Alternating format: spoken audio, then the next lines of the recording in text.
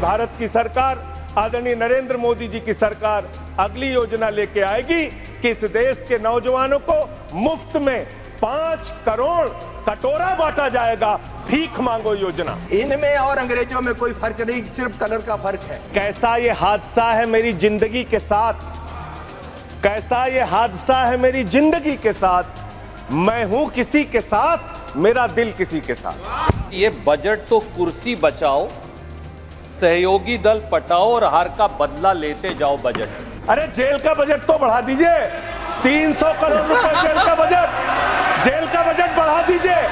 अरे अभी हमको जेल में भेजा है, कल तुमको जेल में आना है। Sir, we in India today pay taxes like England to get services like Somalia. देश के प्रधानमंत्री को 73 साल की उम्र में तीसरी बार प्रधानमंत्री बनना है, लेकिन किसान का बेटा नौजवान सेना में 4 साल की नौकरी करेगा। ये भेदभाव क्यों है? और ये गोरा किसको कह रहे हैं? माननीय सदस्य सोनिया गांधी जी वो कहाँ के हैं, ये पहले बताएं भाई। सोनिया गांधी जी कहाँ के हैं? ये सबसे मीटू में, ये सारे केसों में ये। यदि मेरी एक बात गलत है तो मैं इस्तीफा देने को तैयार हूँ। कोई जेल जाकर आ चुका है तो कोई जा सकता है। आज संसद में जेल जाने पर भविष्यवाणियां हुई हैं, कुछ पंक्तियां बनाई गई हैं, गुस्से की, आरोपों की, नसीहतों की। बजट पर चर्चा जब दोबारा शुरू हुई तो एक ज्वार भाटा सा उठा है और इस ज्वार भाटे में उलझ गई कुछ तारीखें। सुलझाने की कोशिश करते रहे कुछ ना। दिलचस्प तो ये भी था जब पीठासीन उपसभापति ने किसी सांसद को बातों से आईना दिखा दिया। इस आईने में कुछ ने खुद को नहीं देखा और जिन्होंने देखा उन्हें अच्छा लगा अपना बुना भाषण। लेकिन आपको किसकी बातें पसंद आ रही हैं वो आप शो के आखिर में ज़रूर कमेंट बॉक्स में लिख भेजिएगा। हम देखेंगे, पढ़ेंगे, सुनेंगे, गुनेंगे। नमस्ते, मैं हूं सिद्धांत और चलिए शुरू करते हैं आपका शो संसद में आज।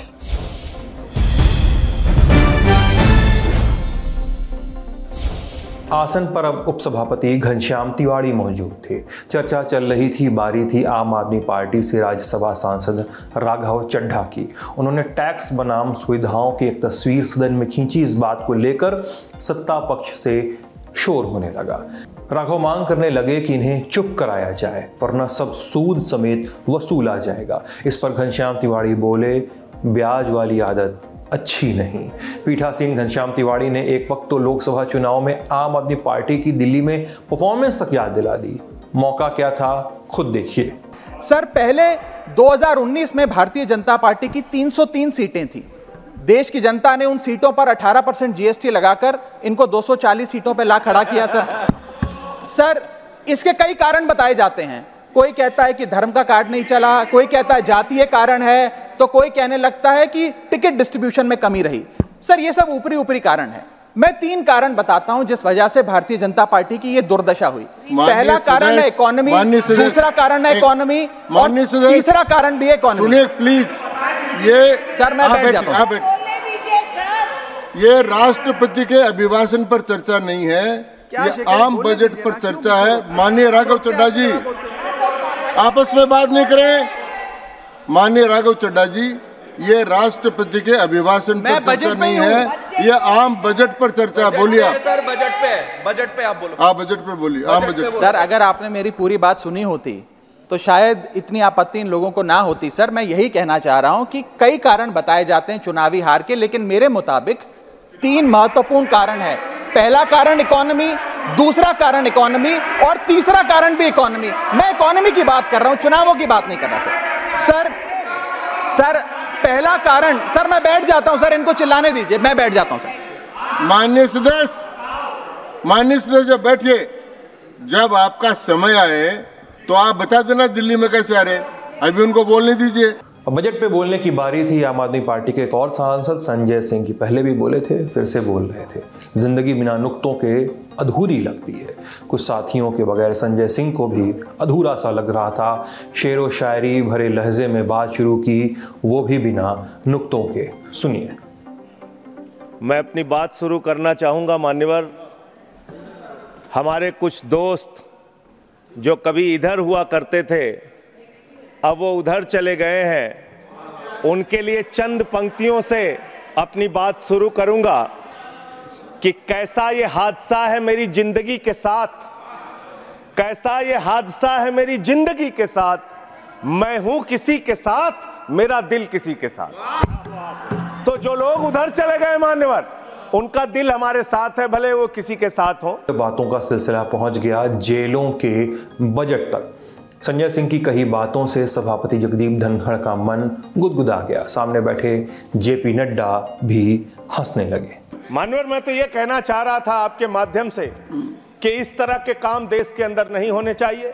भारत एक धर्मनिरपेक्ष राष्ट्र है और हम जानते हैं अपनी सामाजिक व्यवस्था में, मैं जानता हूं इनके मन में दर्द होगा मान्यवर, अभी चुनाव हारे हैं ये उत्तर प्रदेश में, तो वहां पर अगर कोई बोर्ड लगाएगा जाटव ढाबा, एक सेकंड, जाटव ढाबा कोई लगाएगा, कोई अपने ढाबे के आगे अगर वाल्मीकि ढाबा लिखेगा तो आप लोग उसके यहां खाने नहीं जाओगे। मैं जानता हूं आपकी मानसिकता।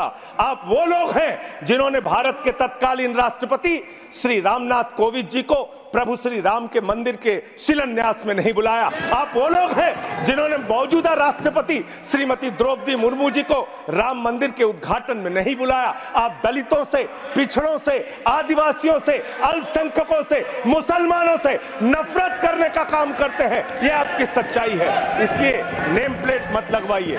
नेम प्लेट लगवाना है तो जिन्होंने देश की बैंकों को लूटा है उनका नेम प्लेट लगवाइए। और मान्यवर, मैं आपसे, आपके माध्यम से इस सरकार से कहना चाहता हूं, इनका बजट पड़ रहा था मान्यवर, जेलों को भी इन्होंने कम बजट दिया। अरे जेल का बजट तो बढ़ा दीजिए, 300 करोड़ रुपए जेल का बजट बढ़ा दीजिए।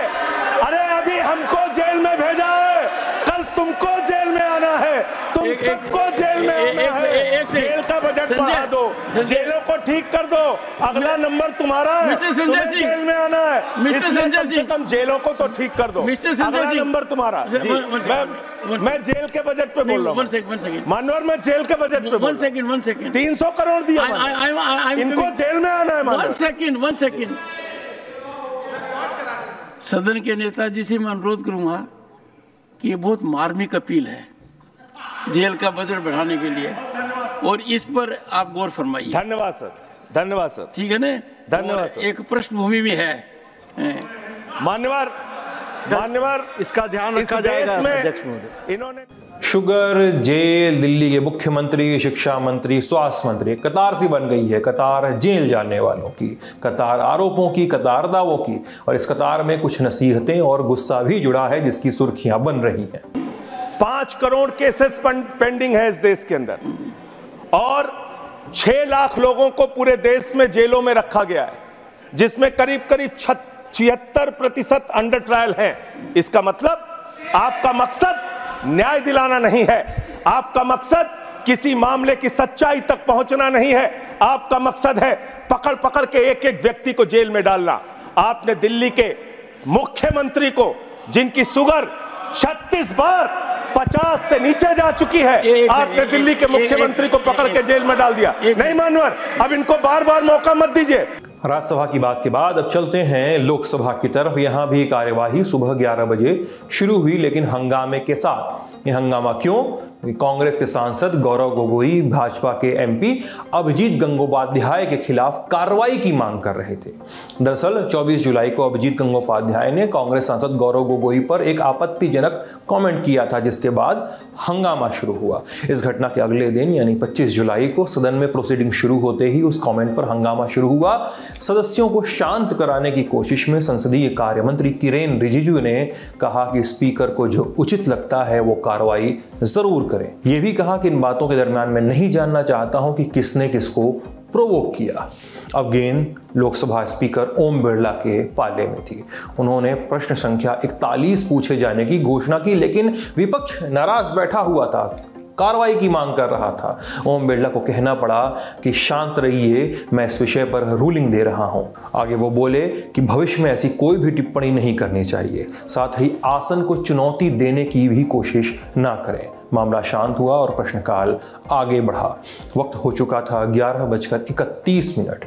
बिहार के पूर्णिया से निर्दलीय सांसद पप्पू यादव ने एयरपोर्ट को लेकर एक सवाल पूछ लिया। सवाल के आखिर में स्पीकर ओम बिरला ने मजाकिया लहजे में कहा कि बैठ जाइए वरना लोग कहेंगे कि बिहार को बहुत कुछ दे रहे हैं। मैं माननीय मंत्री महोदय से आपके माध्यम से पूछना चाहूँगा कि गृह मंत्री अमित शाह जी भी और प्रधानमंत्री जी ने भी कई बार पूर्णिया एयरपोर्ट, भागलपुर एयरपोर्ट का जिक्र कर चुके हैं कि वो खुल गया, हो गया। अभी तक पूर्णिया लैंड जो बिहार सरकार के द्वारा अधिग्रहण होना था, जिसमें 15 एकड़ लैंड अभी तक अधिग्रहण नहीं है। मैं आपसे मिल करके भी पूर्णिया एयरपोर्ट के निर्माण कार्य की शुरुआत करने का मैंने आग्रह किया है। माननीय मंत्री जी, क्या इस साल में पूर्णिया एयरपोर्ट का आप शिलान्यास करके 2 साल के अंदर क्या वहाँ विमान चालू करने का कोई आपका निर्णय है? ये मैं आपसे पूछना। पप्पू जी बैठ जाइए, नहीं तो लोग कहेंगे बिहार को बहुत ज़्यादा दे रहे हैं। सर, माननीय सांसद जी हमसे मिल चुके हैं सर इसके, और हमारे अधिकारियों से भी उन्होंने जानकारी ली है, और जो भी थोड़ा ज़मीन का जो इशू था वो भी अभी सेटल होने वाला है सर। तुरंत दीपेंद्र हुड्डा जी उसमें प्रारंभ करेंगे। दोपहर 12 बजे लोकसभा अध्यक्ष ओम बिरला ने सदस्यों से दस्तावेजों को सदन के पटल पर रखने को कहा। फिर सदन में शून्यकाल शुरू हुआ। झारखंड के गोड्डा से बीजेपी सांसद डॉक्टर निशिकांत दुबे ने संविधान खतरे में है बताते हुए अपनी बात शुरू की। ये भी कहा कि महिलाएं आदिवासी कोटे से चुनाव लड़ती हैं जबकि उनके पति मुस्लिम समुदाय से हैं। लोकसभा में बीजेपी सांसद ने आंकड़ों के जरिए ये दावा किया कि ऐसा हो रहा है। सुनिए उन्हें। सर, संविधान खतरे में। आदिवासियों का पॉपुलेशन 26%। 10% आदिवासी कहां गायब हो गए, कहां खो गए? इसके बारे में कभी भी यह सदन चिंता की बात नहीं करता है, वो वोट बैंक की पॉलिटिक्स करता है। और जो हमारे यहां सरकार है, झारखंड मुक्ति मोर्चा, कांग्रेस, वो इसके ऊपर जो है कोई भी एक्शन नहीं लिया जा रहा है। आज क्या हो रहा है? बांग्लादेश का घुसपैठ हमारे यहां लगातार बढ़ रहा है। जो आदिवासी महिलाएं हैं उनके साथ बांग्लादेशी घुसपैठिए शादी कर रही है। हिंदू और मुसलमान का सवाल नहीं है। हमारे यहाँ जो लोकसभा का चुनाव लड़ती हैं महिला, आदिवासी कोटे से लड़ती हैं, उनके पति मुसलमान हैं। जिला परिषद की जो अध्यक्षा हैं उनके पति मुसलमान हैं। निशिकांत दुबे ने तृणमूल कांग्रेस पर भी एक गंभीर इल्जाम लगाया है। कहा है कि झारखंड में हिंदुओं के गांव खाली हो रहे हैं, ऐसा इसलिए क्योंकि बांग्लादेश से घुसपैठ जारी है। इशारा पश्चिम बंगाल की सरकार पे। निशिकांत दुबे के इस कमेंट के बाद सदन में टीएमसी के खेमे में हंगामा शुरू हुआ। हमारे यहाँ अभी पाकुड़ जिले में तारानगर इलामी और डांगापाड़ा में दंगा हो गया। दंगा क्यों हो गया? कि बंगाल से ममता बनर्जी की जो पुलिस है और वहां के लोग मालदा और मुर्शिदाबाद से आकर हमारे लोगों को भगा रहे हैं और हिंदुओं का गांव खाली हो रहा है। ये बड़ा ही सीरियस विषय है और मैं और रिकॉर्ड कर रहा हूं। यदि मेरी एक बात गलत है तो मैं इस्तीफा देने को तैयार हूं। सारे बंगाल से, मुर्शिदाबाद और मालदा से सारे लोगों ने आकर हिंदुओं के ऊपर जुल्म किया और ये ऑन रिकॉर्ड है, और झारखंड की पुलिस कोई काम नहीं कर पा रही है। हिमाचल की मंडी से भाजपा सांसद कंगना रनौत ने प्रदेश की कला शैलियों के विलुप्त होने की कगार पर पहुंचने को लेकर अपनी चिंता जाहिर की। महोदय, हमारे मंडी क्षेत्र में ऐसी बहुत सारी कला शैलियाँ हैं जो विलुप्त हो रही हैं। हमारे हिमाचल प्रदेश में जो एक घर बनाने की कला शैली है जिसे काटकुनी कहा जाता है, वहाँ भेड़ और याक की ऊनों से जो है विभिन्न वस्त्र बनाए जाते हैं, जैसे कि जैकेट्स हो गए या टोपियाँ हो गई, शॉल या स्वेटर्स बनाने के जो काम है, जिनका बाहर के देशों में बहुत मूल्य मिलता है।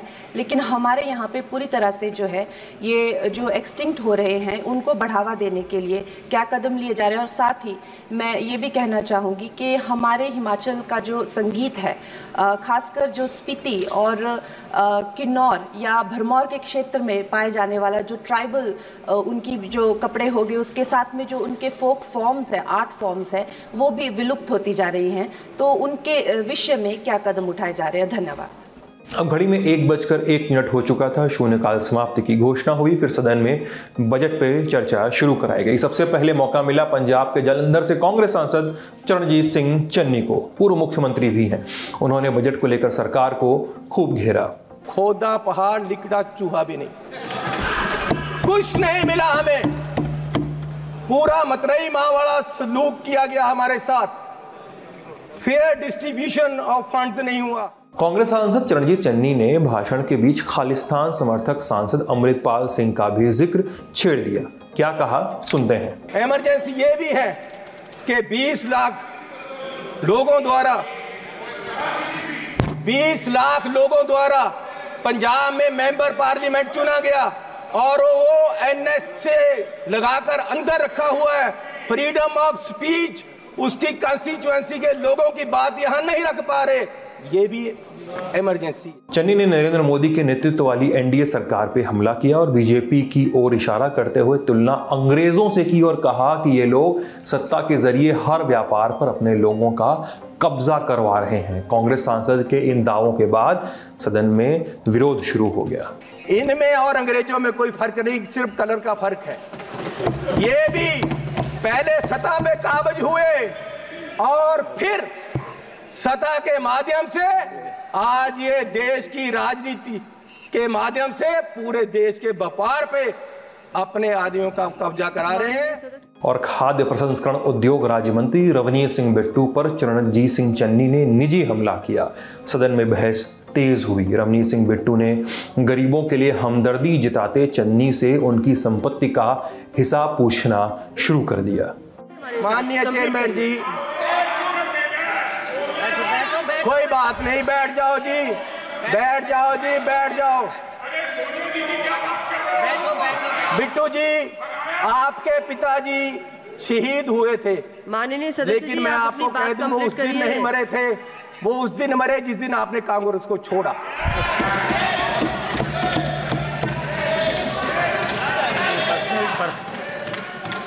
आज देश राहुल गांधी जी की तरफ देख रहा है। मैं आग्रह कर रही हूँ, माननीय चेयरमैन जी, आप वो मुझे तंग कर रहे हैं जी, उनको बोलो बैठे, इनको बुलाइए। वो पंजाब से आए थे, इसका मतलब ये नहीं कि मुझे तंग करते रहे। माननीय सदस्य सुनील माननीय चेयरमैन जी, मैं आपसे निवेदन करना चाहता हूँ कि आपने मेरा नाम लिया। मेरे दादाजी सरदार बेअंत सिंह जी, उन्होंने कुर्बानी देश के लिए दी, कांग्रेस के लिए नहीं दी, देश के लिए दी। और ये इस चन्नी की बैठो। ये अपनी जायदाद पूछे इनको, ये आप गरीबी की बात कर रहे हैं।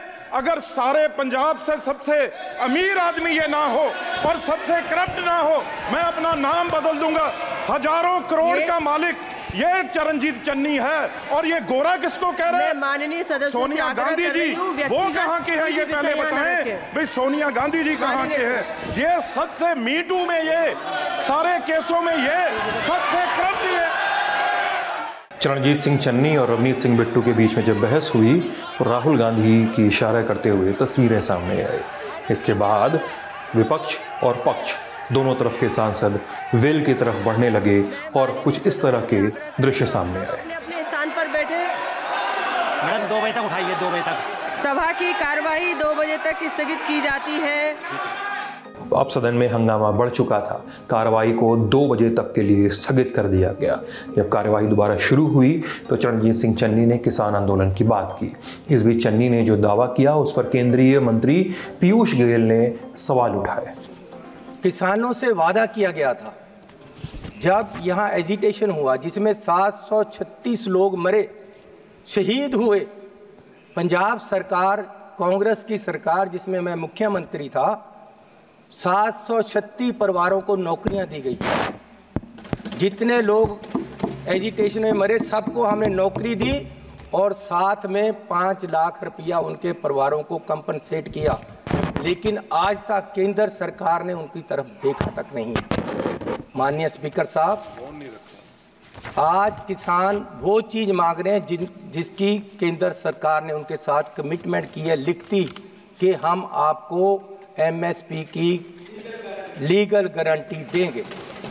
क्यों नहीं दी जा रही? और किसान चाहता क्या है?